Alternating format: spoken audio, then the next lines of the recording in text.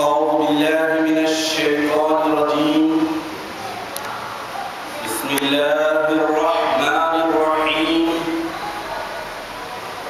الحمد لله رب العالمين، وهو أرحم الراحمين، والعاقبة للمتقين،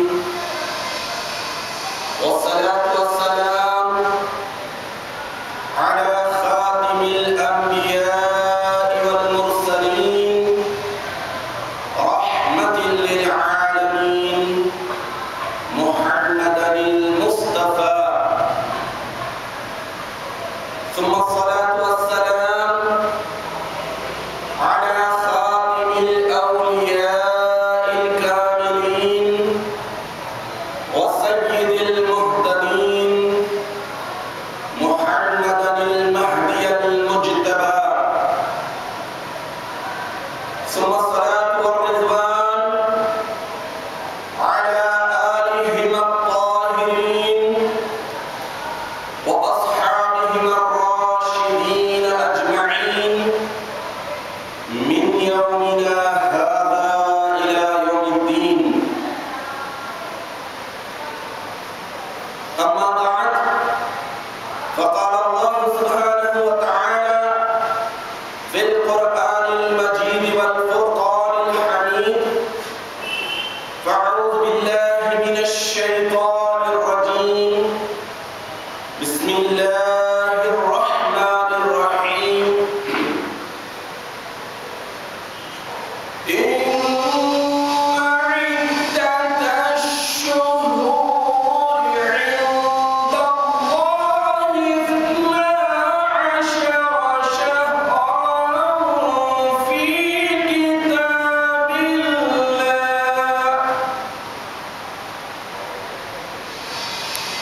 12 شهرا في كتاب الله يوم خلق السماوات والأرض، منها 4 حرم، إلى آخره. صدق الله العظيم. سورہ توبہ آیت نمبر 36. حاضرین محترم، یہ بات ذہن نشین رہے کہ ہر قوم ملت میں سال کے 12 مہینے مقرر ہیں، اور مہینوں کے کچھ نام ہیں، اور ہر سال کا ابتدائی مہینہ بھی ہر قوم ملت میں مقرر ہے، اور اسلامی کیلنڈر میں محرم الحرام کا مقدس مہینہ اسلامی سال کے آغاز کا مہینہ ہے، اور محرم الحرام اسلامی کیلنڈر کا ابتدائی مہینہ ہونے کے ساتھ ساتھ تاریخی مقدس یادگار واقعات سے بھرپور اس ماہ مقدس میں کائنات کے ایسے واقعات رونما ہوئے ہیں جس کی وجہ سے اسلامی کیلنڈر کا ابتدائی مہینہ ہونے کے ساتھ ساتھ مقدس اور یادگار واقعات کی وجہ سے یہ مہینہ بہت ہی مقدس، متبرک اور قابل احترام ہے۔ میں نے آپ کے سامنے سورہ توبہ کی آیت نمبر 36 کی تلاوت کا شرف حاصل کیا۔ اس میں اللہ سبحانہ و تعالیٰ بڑی تاریخی بات کو بیان فرما رہے ہیں کہ اللہ تعالیٰ کے پاس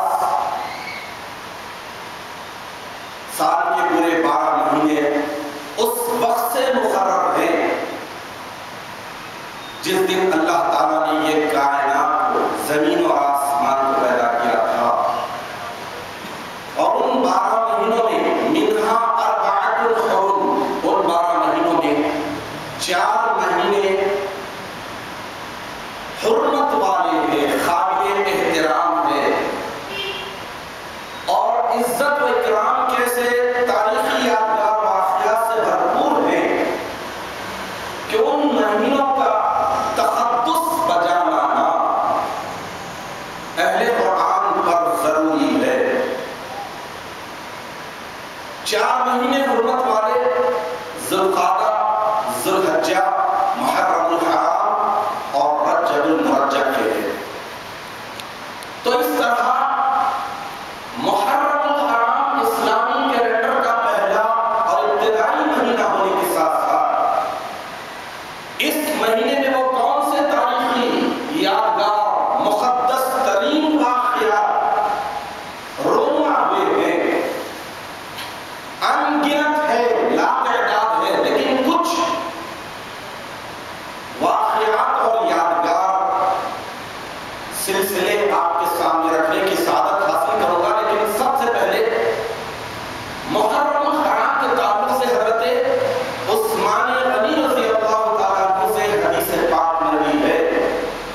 حضور اکرم نبی مکرم صلی اللہ تعالیٰ علیہ وسلم ارشاد فرما رہے ہیں کہ اے مسلمانوں، اللہ کے مہینے محرم الحرام کی بزرگی بجا لاؤ، بزرگی کرو۔ جو شخص اس کا احترام کرے گا اللہ تعالیٰ اس کو جنت عطا کرے گا اور وہ دوزخ کی آگ سے محفوظ رہے گا۔ تو محرم الحرام کی تعظیم، اکرام، احترام، عزت کیسے ہو، کس طرح بجا لائی جا سکتی ہے عزت، کیسے کیا جاتا ہے اس محرم الحرام کا اکرام، تو یہ بات معلوم ہوتی ہے کہ قرآن عظیم میں جو تعلیمات اللہ کے حقوق اور بندوں کے حقوق ہے، انہیں اللہ تعالیٰ کی رضامندی اور خوشنودی کے جذبے کے تحت بجا لانا بھی، کسی بھی مہینے کے تقدس کو بجا لانا ہے، کسی بھی دن کے تقدس کو بجا لانا ہے، کسی بھی متبرک رات کی برکت کو حاصل کرنے کا ذریعہ ہوتا ہے۔ تو محرم الحرام یہ مقدس مہینہ ہی واقعات اور یادگار واقعات سے بھرپور ہے، لیکن اس ماہ مقدس کا عاشورہ یعنی 10واں دن، 10ویں تاریخ، یہ تو تاریخی واقعات، کائنات کے بہت بڑے واقعات سے بھرپور ہے، اور ایسے واقعات ہیں کہ جس کے تقدس کو اسلام قدر کی نگاہ سے دیکھتا ہے۔ حاضرین محترم، جیسا کہ میں نے آپ کے سامنے حدیث پاک رکھی ہے حضرت عثمان غنی رضی اللہ تعالیٰ عنہ کی، اللہ کے رسول ارشاد فرما رہے ہیں کہ اے مسلمانوں، محرم الحرام کی عزت اور اکرام کرو، بزرگی کرو۔ تو کیسے بزرگی بجا لائی جائے؟ اللہ تعالیٰ کے احکامات کی تابعداری کرتے ہوئے، اللہ تعالیٰ کے بتائے ہوئے تمام معروفات کو اختیار کرتے ہوئے ہم محرم الحرام کی بزرگی بجا لا سکتے ہیں، اور ان ساری باتوں سے جو اللہ کے رسول اور اللہ کے خلیفہ ناراض ہوتے ہیں، ناپسندیدہ قرار دیتے ہیں، اس سے بچتے ہوئے ہی ہم محرم الحرام کی عزت اور بزرگی بجا لا سکتے ہیں۔ محرم الحرام اور بطور خاص عاشورہ، 10ویں محرم الحرام کو کائنات کے وہ کون سے تاریخی واقعات رونماتے ہیں، ان میں سے چند ایک آپ کے سامنے رکھنے کی سعادت حاصل کر رہا ہوں۔ اللہ سبحانہ و تعالیٰ نے جب پہلی مرتبہ بارش فرمائی تو وہ عاشورہ کا دن تھا۔ اللہ تعالیٰ نے زمین و آسمان، عرش و فرش، کرسی، لوح و قلم، چاند اور سورج، ستارے، جنت، دوزخ وغیرہ بڑی بڑی چیزوں کی جب تخلیق فرمائی تو محرم الحرام کی 10ویں تاریخ تھی۔ حضرت آدم علیہ السلام کا مٹی کا پتلا بنا کر اللہ سبحانہ و تعالیٰ نے اپنے حکم سے ان کے جسم میں جب روح پھونکی تو محرم الحرام کی وہی 10 تاریخ یعنی عاشورہ کا دن تھا۔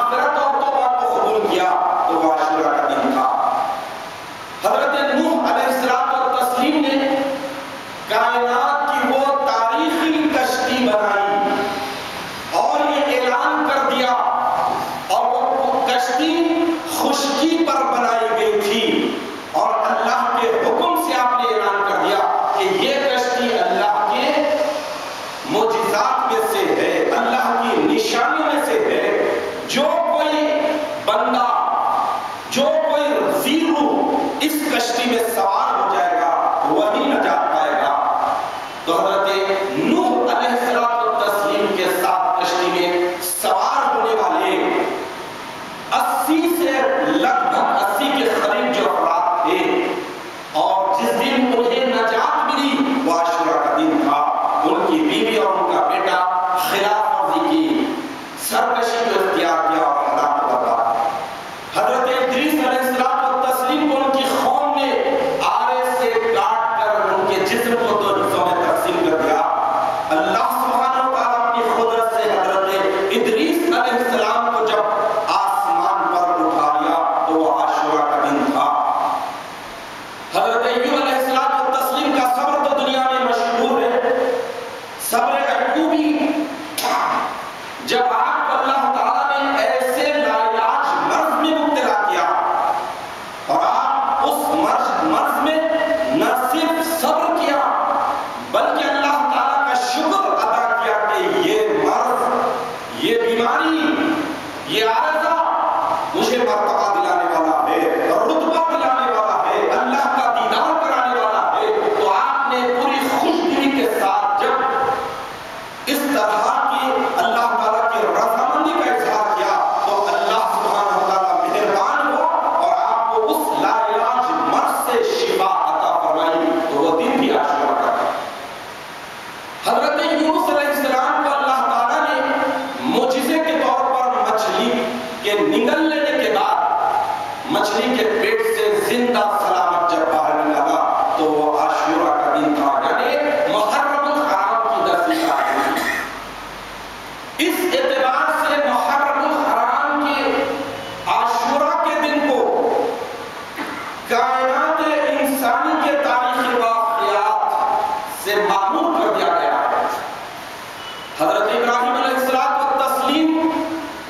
اللہ تعالیٰ کے لا تعداد امتحانوں سے گزرے، سینکڑوں امتحانوں سے گزرے ہیں، اور ایک امتحان یہ تھا کہ نمرود نے آپ کے لیے ایک ایسی دہکتی ہوئی آگ کئی مہینوں سے تیار کی تھی، اور اس آگ میں، دہکتی ہوئی آگ میں حضرت ابراہیم علیہ السلام کو اچانک جھونک دیا، تو اس وقت حضرت ابراہیم علیہ السلام اپنے آپ کو اللہ کے سپرد کر دیا، اللہ کے حوالے کر دیا، اللہ کی مرضی کے تابع ہو گئے، تو اللہ سبحانہ و تعالیٰ اپنے خلیل سے خوش ہو کر اس دہکتی ہوئی آگ کو گلزار بنا دیا اور ٹھنڈی کر دیا، تو وہ بھی عاشورہ کا تھا۔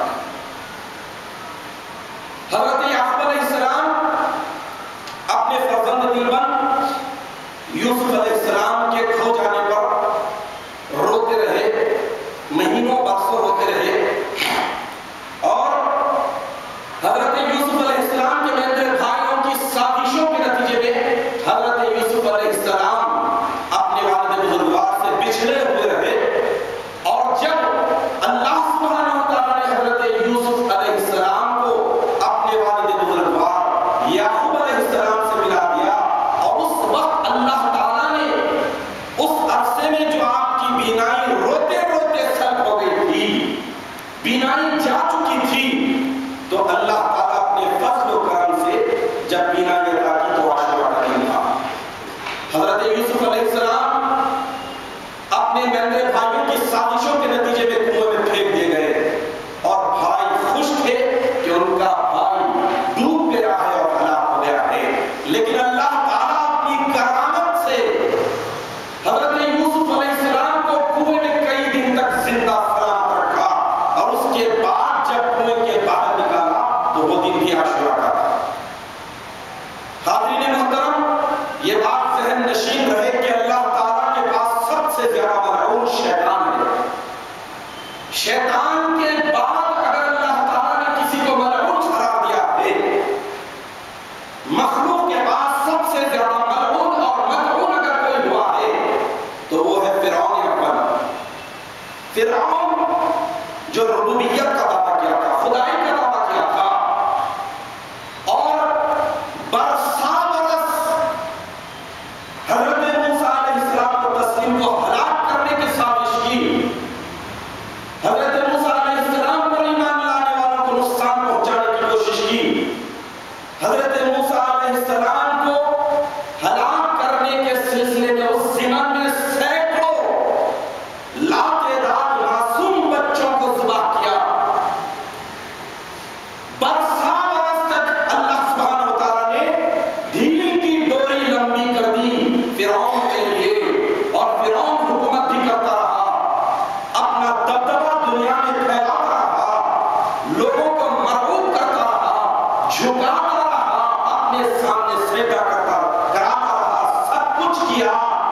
لیکن ایک وقت ایسا آیا کہ بغتتاً اچانک کی پکڑ اللہ سبحانہ وتعالیٰ کی ہوئی اور حضرت موسیٰ علیہ السلام اور موسیٰ علیہ السلام کی متبعین کو اللہ تعالیٰ نے نجات دے دی اور فرعون کو اچانک پانی میں ڈبو کر ہلاک کر دیا.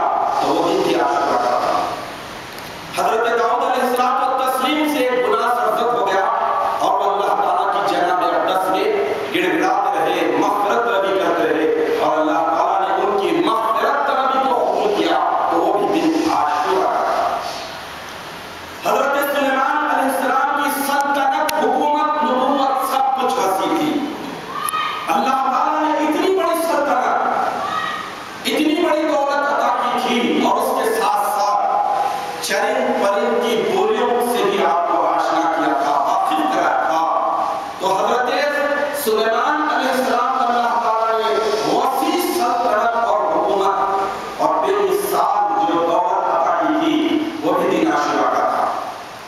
حضرت عیسیٰ علیہ السلام کو تسلیم کر اللہ تعالیٰ نے بن باپ کے جب پیدا کیا تھا تو وہ بھی دن عاشورہ کا تھا. اور حضرت عیسیٰ علیہ السلام کو سازش کے طور پر جب ہلاک کرنے کی کوشش کی جا رہی تھی تو اللہ تعالیٰ ان کا ہم شکل دنیا میں اتار دیا اور انہیں آسمان پر اٹھا لیا. تو وہ بھی دن عاشورہ کا تھا. اور حضرت عیسیٰ علیہ السلام کو تسلیم صحیح احادیث کی روشنی میں قیامت کے قریب اس دنیا میں نزول فرمائے گی. الغرض جب قیامت بھی انشاءاللہ العزیز آئے گی تو وہ بھی دن عاشورہ کا ہوگا. سیدنا حسین ابن علی کرم اللہ وجہہ رضی اللہ تعالیٰ عنہ کی شہادت ہوئی ہے تو وہ بھی دن عاشورہ کا تھا. اور 2000 سے زائد انبیاء کرام کی پیدائش ہوتی ہے عاشورہ کے دن. 2000 سے زائد انبیاء کرام کو اللہ سبحانہ و تعالیٰ پیغمبری جب عطا کرتے ہیں تو وہ بھی دن عاشورہ کا ہوتا ہے. اور 2000 سے زائد انبیاء کرام کو اللہ تعالیٰ مغفرت عطا کرتے ہیں, ان کی دعا قبول ہوتی ہے تو وہ بھی دن عاشورہ کا ہوتا ہے.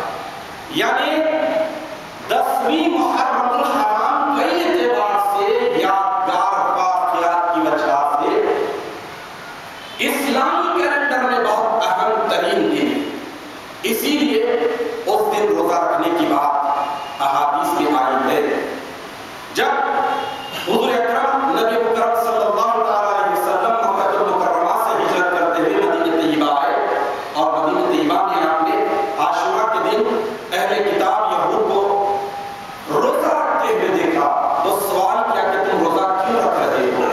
تو انہوں نے کہا کہ ہمیں حضرت موسیٰ علیہ السلام کی اتباع میں انہیں توریت عطا کی گئی تھی عاشورہ کے دن اور اللہ تعالیٰ ہم کلام ہوا تھا, کلیم اللہ کا درجہ عطا کرا تھا عاشورہ کے دن.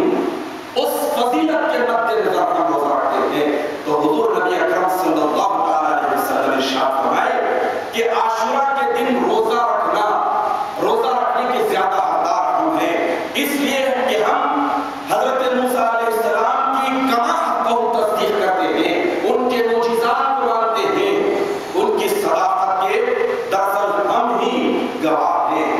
تم تو تحریف کر دیے, تبدیل کر دیے. اس طرح ایک حدیث شریف مسلم شریف میں حضرت ابو قتادہ رضی اللہ تعالیٰ عنہ سے مروی ہے. حضور نبی کریم صلی اللہ علیہ وسلم ارشاد فرماتے ہیں کہ عاشورہ کے روزہ رکھنے سے 1 سال کے گناہ بخش دیے جاتے ہیں. تو اس طرح اللہ سبحانہ و تعالیٰ کے ارشاد مبارک کے مطابق کہ یوم خلق السماوات والارض, اللہ تعالیٰ نے آسمانوں اور زمین کی تخلیق کے وقت ہی سال کے 12 مہینے مقرر کر دیے تھے اور ان 12 مہینوں میں 4 مہینے حرمت والے ہیں, عظمت والے ہیں. اور ان حرمت والے مہینوں میں سب سے پہلا مہینہ محرم الحرام کا ہے, دوسرا مہینہ رجب المرجب کا ہے, اور تیسرا مہینہ ذوالقعدہ اور چوتھا مہینہ ذوالحجہ کا ہے. تو اس اعتبار سے محرم الحرام کو بہت زیادہ فضیلت حاصل ہے. اور محرم الحرام میں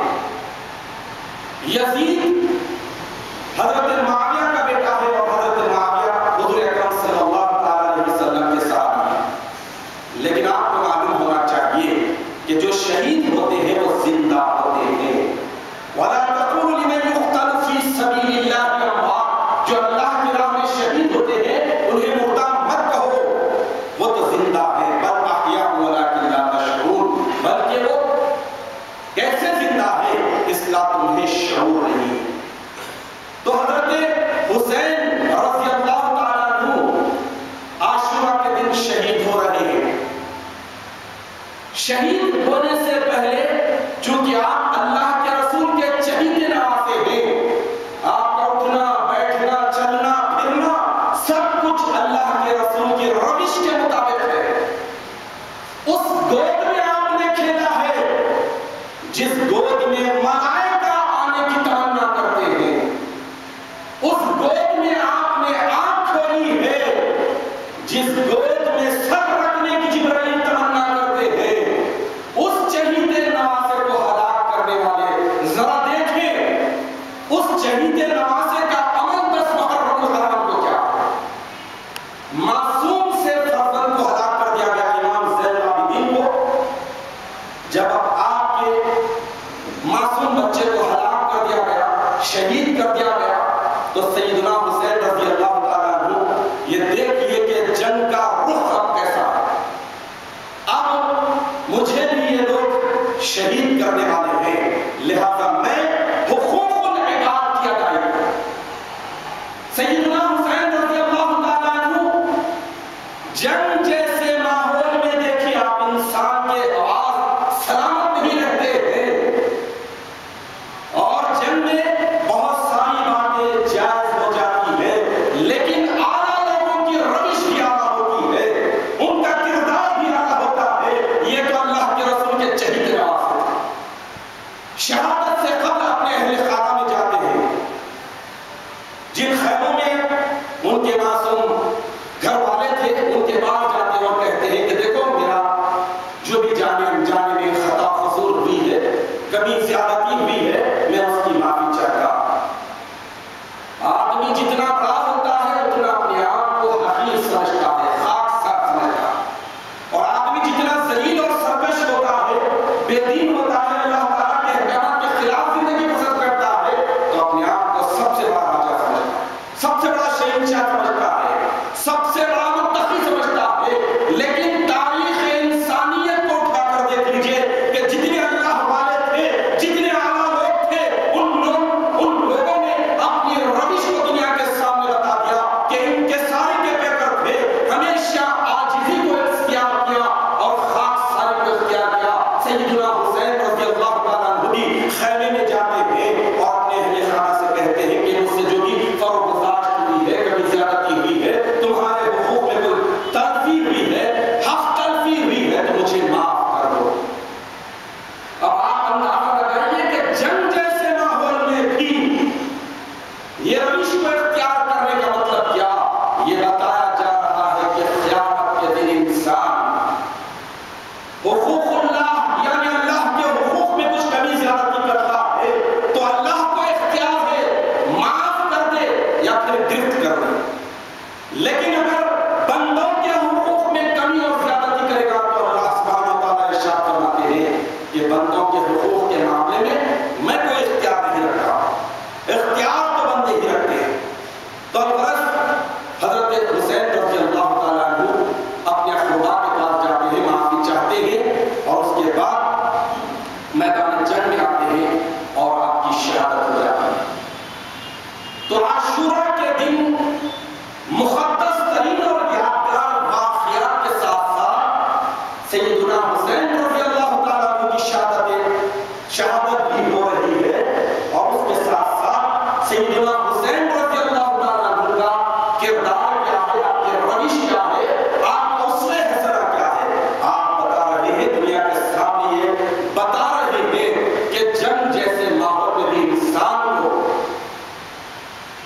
اپنے آپ کا محاسبہ کرنا ہے، اپنے آپ کا جائزہ لینا ہے، اپنے اہل و عیال کے پاس معافی کا جب مطالبہ لے کر جاتے ہیں تو اس سے معلوم ہوا کہ انسان کے لیے معافی چاہنے کی جگہ یہی ہے، اور اسی سنت حسین پر عمل کرنے کی سعادت صرف قوم مہدویہ پر ملی ہے۔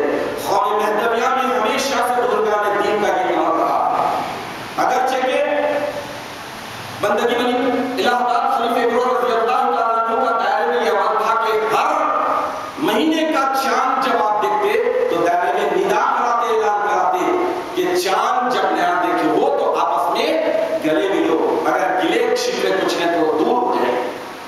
اس طرح محبت کو بڑھانے کے لیے خلیفہ برو رضی اللہ تعالیٰ عنہ کا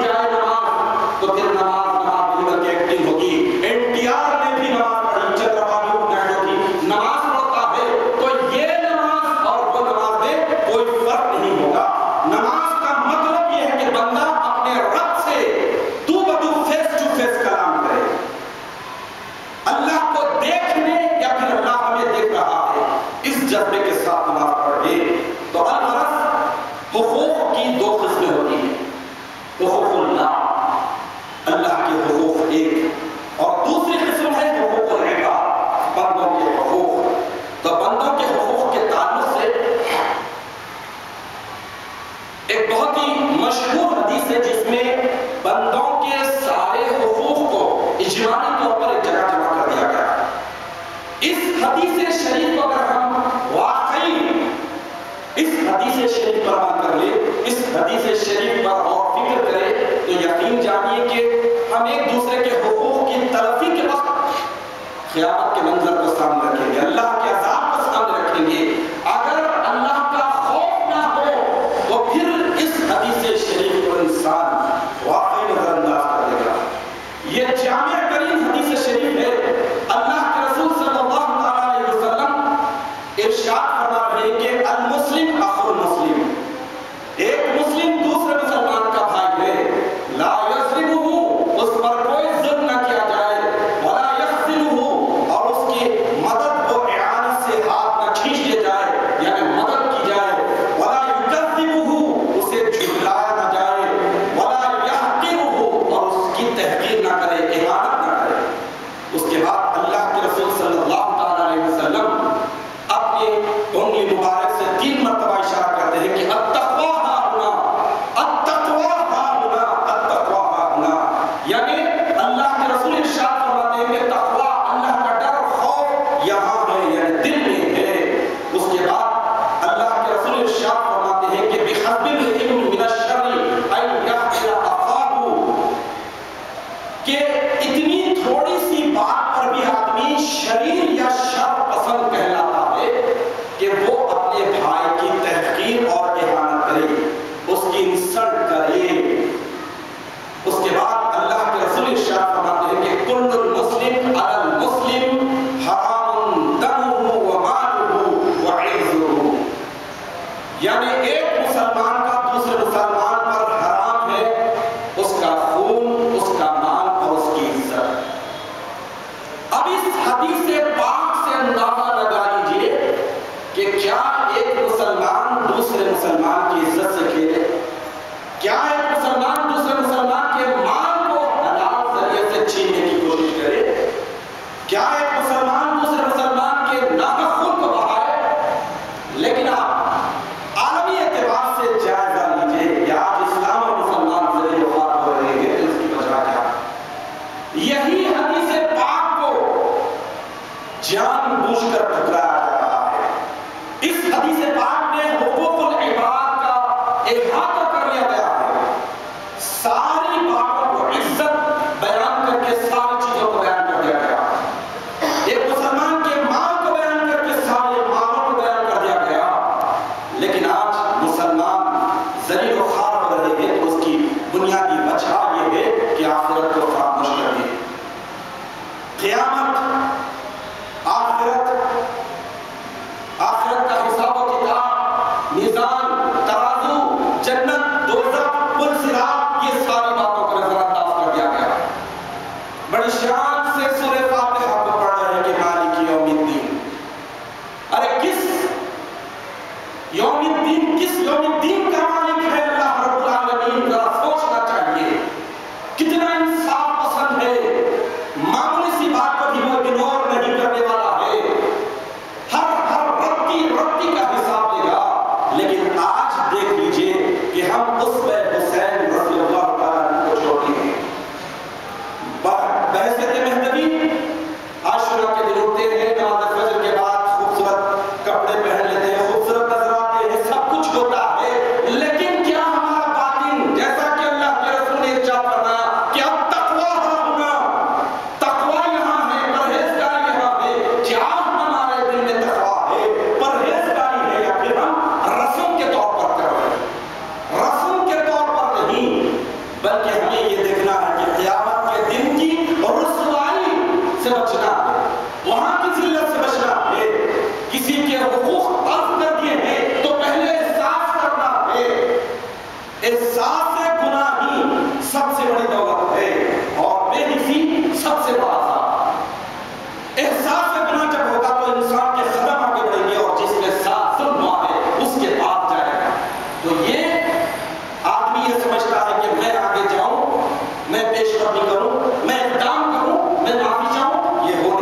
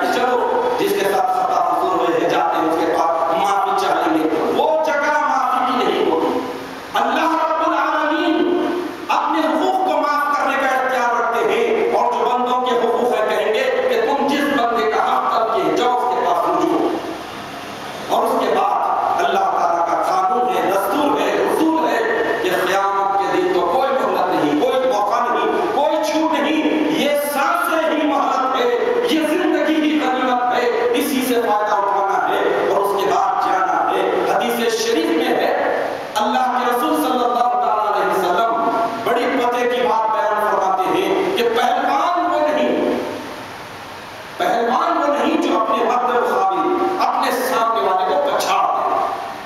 پہلوان وہ ہے جو اپنے نفس کو قابو میں رکھے اور اپنے غصے پر قابو پائے. والکاظمین الغیظ والعافین عن الناس واللہ یحب المحسنین.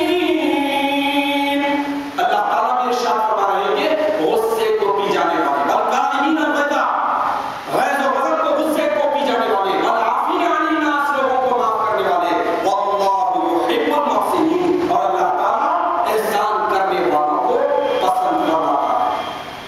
یعنی غصے کو بھی پی لیا، معاف بھی کر دیا تو واقعی وہ احسان کرنے والے ہیں. تو ایسے احسان کرنے والوں کو اللہ تعالیٰ پسند کرتا ہے.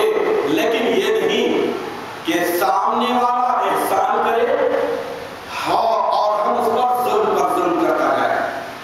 حقوق العباد کی اہمیت کا اندازہ لگائیے کہ جب پہلی مرتبہ 16 کے مقام پر خلیفۃ اللہ امامنا حضرت مہدی موعود علیہ الصلوۃ والتسلیم کی خدمت اقدس میں حضرت بندگی میاں شاہ نعمت رضی اللہ تعالیٰ عنہ آ رہے ہیں بھی تو کیسے؟ ساتھ قتل کر کے آپ اور آپ کے اصحاب ساتھ قتل کر کے آ رہے ہیں. لیکن وہی بات تھی کہ تقویٰ کا گناہ یہ پاک ہو گیا تھا، یہ خانہ خدا پاک ہو گیا تھا، نعمت کا دل نعمت سے معمور ہو گیا تھا. اس لیے مہدی موعود علیہ السلام کی خدمت اقدس میں آئے تو امامنا مہدی علیہ السلام حسب نسب کو نہیں جانتے تھے، لیکن ارشاد فرمایا کہ میاں نعمت آؤ، تم نعمت سے معمور ہو. لیکن اس کے بعد خلیفۃ اللہ کی حقانیت کا اندازہ لگائیے کہ آپ جان گئے کہ آپ کیا کر کے آئے ہیں. حضرت شاہ نعمت رضی اللہ تعالیٰ عنہ گڑگڑانے لگے، عاجزی اور انکساری کرنے لگے کہ میرا جی مجھ سے بہت بڑے بڑے گناہ سرزد ہو گئے ہیں، مجھ سے قتل جیسا سنگین گناہ سرزد ہو گیا ہے. تو حضور مہدی موعود علیہ السلام ایک کسوٹی، ایک فارمولا، ایک کلید دنیا کے سامنے بیان فرمائی کہ خدائے تعالیٰ غفور و رحیم است. خدائے تعالیٰ خود عفو خواہ کر کہ غفور و رحیم است. یعنی جو گناہ خدائے تعالیٰ کے ہیں، گناہ خدائے تعالیٰ خود عفو خواہ کر، جو گناہ اللہ تعالیٰ کے ہو گئے ہیں وہ اللہ تعالیٰ اختیار رکھتا ہے، غفور اور رحیم ہے، معاف کر دے. اما گناہ خلق، اب یہاں پر اصل بات امامنا مہدی علیہ السلام ارشاد فرما رہے ہیں کہ اما گناہ خلق، مخلوق کے گناہ، از خلق، مخلوق سے ہی عفو گناہ ہے، لوگوں ہی سے معافی چاہے. تو حضرت شاہ نعمت مقداد بدعت رضی اللہ تعالیٰ عنہ امامنا مہدی علیہ السلام سے اجازت لیتے ہیں اور اس کے بعد جس حبشی غلام کے بیٹے کو قتل کر دیا تھا اس کے گھر پر جاتے ہیں. اب آپ دیکھ لیجئے کہ جب حقوق العباد کی اہمیت اجاگر ہو جاتی ہے، تقویٰ اجاگر ہو جاتا ہے، دل منور ہو جاتا ہے، تو یہ آدمی اندیشوں کو چھوڑ دیتا ہے کہ میں کس طرف قدم اٹھا رہا، موت کی طرف قدم اٹھا رہا ہوں، اس سے بھی وہ خاتمے میں نہیں لاتا. حضرت شاہ نعمت رضی اللہ تعالیٰ عنہ اس حبشی غلام کے گھر پر چلے گئے جس کے جوان بیٹے کو آپ نے قتل کر دیا تھا. تو اندیشہ تو یہ تھا کہ حبشی غلام آپ پر نکلتا اور آپ اپنے آپ کو جب سرنڈر کر رہے ہیں، سپرد کر رہے ہیں، تو وہ تلوار سے وار کر کے آپ کو ہلاک کرتا. لیکن حضرت شاہ نعمت رضی اللہ تعالیٰ عنہ کے پاس تقویٰ تھا، پرہیزگاری تھی. آپ نے دیکھا کہ یہاں کی ندامت سے بدر آخرت کی ندامت ہے. تو چونکہ آپ اولین مومنین میں سے تھے، اس لیے آپ نے انکساری کے ساتھ حبشی کے سامنے اپنے آپ کو پیش کر دیا. تو حبشی نہ صرف آپ کے اس گناہ کو معاف کر دیا بلکہ حضرت شاہ نعمت رضی اللہ تعالیٰ عنہ کے ساتھ چل کر امامنا مہدی علیہ السلام تسلیم کی تصدیق کر. تو بڑوں کا رویہ، بڑوں کا کردار بڑا ہوتا ہے.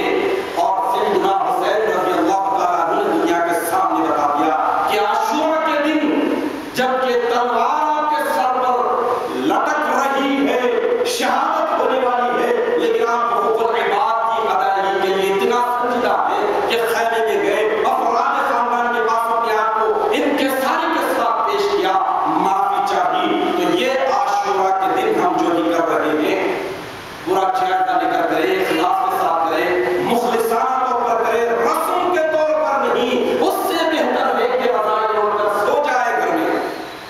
ایکٹنگ اللہ تعالیٰ کو پسند نہیں۔ وَمَن يَعْمَلْ مِثْقَالَ ذَرَّةٍ خَيْرًا يَرَهُ۔